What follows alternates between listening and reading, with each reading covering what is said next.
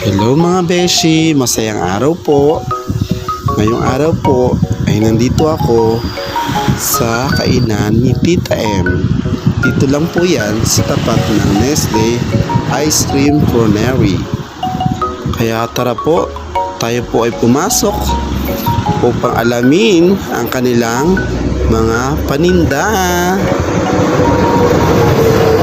Wow, ang linis ng kanilang mga kinakainan, mga lamesa, mga upuan.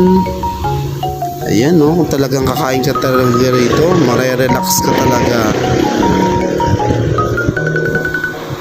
At meron pa sila mga snacks.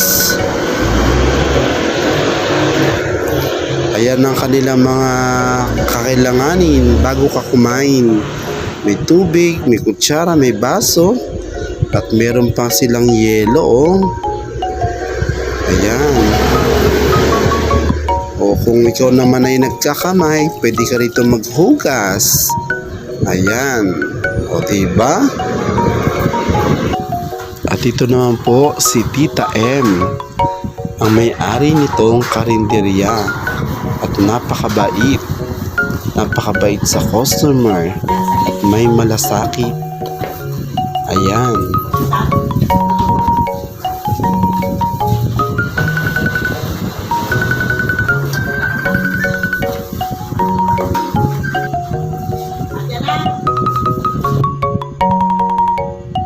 At ito naman ang kanilang mga ulam, ginisang ampalaya, ginataang langka, syempre hindi mawawala ang Shanghai, adobong atay.